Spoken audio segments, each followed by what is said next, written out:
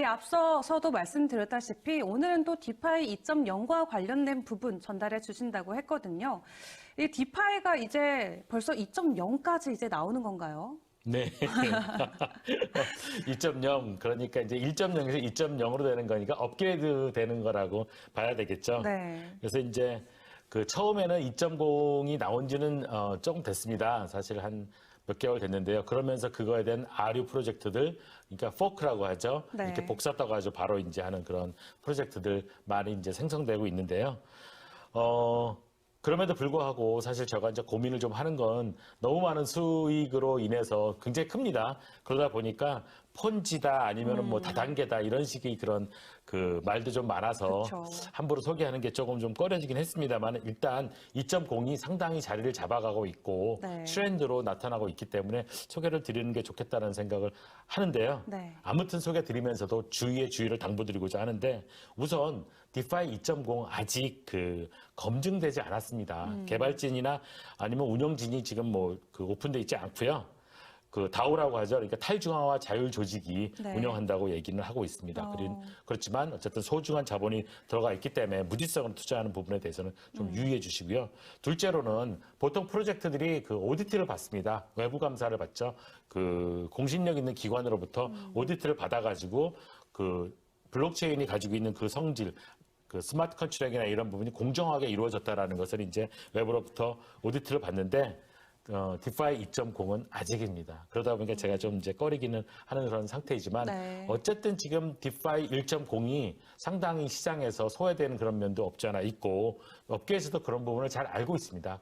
그리고 이용자들도 그런 부분을 잘 알고 있습니다. 그래서 이를 극복하기 위한 업계와 이용자들, 디파이 1.0, 디파이 쪽을 이제 그 사랑하는 그런 분들이 프로젝트를 계속 업그레이드 시키기 위한 그런 노력을 하고 있는데요. 그런 노력의 일환으로 디파이 2.0을 이해해 주셨으면 좋겠고요. 그런 것은 중요한 트렌드가 될 수 있기 때문에 제가 한번 꼭 소개는 드려야 되겠다는 생각을 했습니다. 그래서 네. 어쨌든 투자에 임하고 그것을 어떻게 하든지 그 이해를 하고 계획에 따라가고자 하시는 분들은 한번 잘 살펴보시고 공부하시는 것에 대해서 공고해 드리는데요. 투자를 하시게 될 경우에는 소액으로 그리고 정말 감당할 수 있는 범위 내에서 조금 투자하셔서 그 트렌드가 어떻게 변하고 있는 부분을 좀 공부하시는 그런 계기가 되었으면 좋겠습니다. 네. 아직도 디파이에 대한 완전한 이해가 없으신 분들도 많이 계실 것 같은데 디파이 시장 어느새 2.0까지 나왔습니다. 아직은 완벽하게 자리 잡지 않았지만 이 초기 단계에 있기 때문에 저희가 미리 공부하고 또 해당 시장에 투자할 수 있다면은 정말 큰 수익률을 낼 수 있는 좋은 기회가 될 수 있거든요. 이 디파이 2.0 프로젝트들 벌써 많이들 나오고 있는 것 같은데 이 디파이 2.0 프로젝트들이 이렇게 나오고 있는 이유, 그 근본적인 배경은 어디에 있을까요? 1.0에 대한 어떠한 문제점들이겠죠. 이게 문제점들을 한번 짚어보면 네. 그 보통 디파이에서는 그 LP를 예치해서 거기서 그 높은 수익률을 준다고 하잖아요. 네. 그 높은 수익률이라는 것은 결국은 가버넌스 코인을 받게 되는 거죠. 그것을 이제 보통 저희가 이제 리코러티 마이닝이라고 이렇게 얘기하잖아요. 유동성 채굴이라고 얘기하잖아요. 그러면 항상 그 높은 수익률을 주기 위해서 가버넌스 코인을 계속 지급을 하죠. 이게 바로 문제점이 된다는 것이죠. 가버넌스 코인을 계속 지급을 한다. 그러면 그 코인의 발행량은 많아지고 서플라이 되는 코인 양도 많아지는 거죠. 즉 인플레이션을 가속화시키게 되는 것이죠. 인플레이션을 가속화시킨다는 뜻은 무슨 뜻인가요? 빨리 팔아야죠. 그렇죠. 네, 가치가 떨어지니까요. 그러면 결국은 발행을 하게 되고 또 매도 압력이 심해지고 또 받는 사람들은 계속 또 팔게 되고 네. 그러한 식으로 인플레이션이 계속 가속되는 그런 현상이 발생하고 있거든요. 두 번째로 또 말씀드릴 부분은 그 LP로 하면서 페어링을 하잖아요. 네. 그렇게 됐을 경우 이제 임퍼머넌트 로스가 생기죠. 비영구적 손실이 생기게 되죠. 이게 참 문제가 된 것이 두 개를 등가로 합니다. 1대1 등가로 하니까 개수에 상관없이요. 하나의 코인이 뭐 여러 가지 시장에서 올라가게 되면 결국은 등가를 맞춰야 되기 때문에 이 개수가 그러니까 가격이 올라가니까 개수는 줄어들고요. 올라가지 않는 코인의 개수가 늘어납니다. 굉장히 투자적인 관점에 봤을 적엔 넌센스죠. 올라가는 네. 코인을 가지고 있어야 되는데 이 개수가 줄어드니까 사실은 반투자적인 그런 현상이 일어나고 있는 것이죠. 그러다 보니까 결국은 코인의 가격은 지속적으로 떨어지게 되고 그렇게 되면 유동성 공급했던 유동성 공급자들이 LP를 팔아버리고 이제 떠나버리게 되는 거죠. 그러면 계속 유동성도 줄어들게 되고 그러면은 가격의 변동의 폭도 넓어지게 되고 코인의 가격은 떨어지다 보니까 사실은 악순환에 계속 이렇게 되는 것이죠.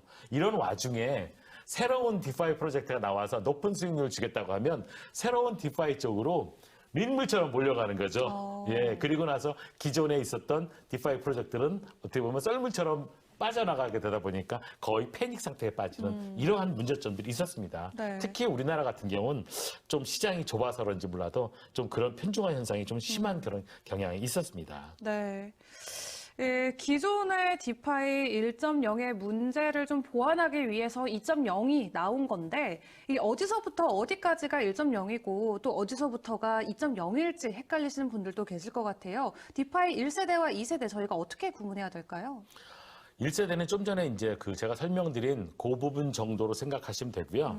2세대는 그것을 보완하기 위해서 하는 건데 네. 그 보완하기 위해서 나온 특징이 크게 두 가지를 말씀드릴 수 있습니다. 네.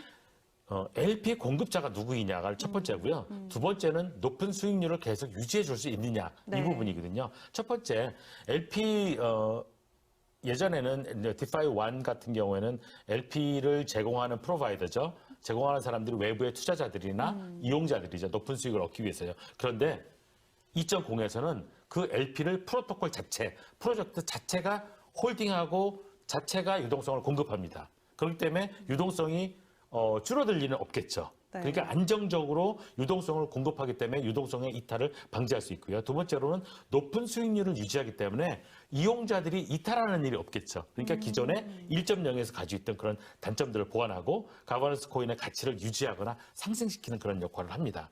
다시 한번 설명을 드리면 첫 번째로 이제 프로토콜이 자체 금고에 LP를 보유하고 있는데요. 그 LP는 이제 유동성 공급자들이 LP를 예치하는 것이 아니라 네. 유동성 공급자들이 그 프로토콜 프로젝트에 그 LP를 가져오게 되면 그거에 대한 대응되는 자체 가버넌스 코인을 발행해 줍니다. 그럼 그 코인을 스테이킹하는 그런 형태로 되기 때문에 이 LP는 이제 프로토콜 자체의 그 금고에 들어오는 자체 자산이 되게 되는 것이죠. 그래가지고 이제 그것을 운영하게 되다 보니까 안정적으로 운영할 수 있고 코인의 가격도 떨어지지 않는 그런 상태가 될 수 있겠죠. 두 번째로는 그러면 이제는 그 유동성이 계속 유지가 되니까 좋긴 좋은데 그러면 그 코인의 가치를 어떻게 창출하고 어떻게 상승한 것을 유지시키고 그다음에 그 수익률을 지속시킬 수 있느냐 이건데 그렇다면은 LP를 보유하고 있는 프로젝트들은 프로토콜이죠.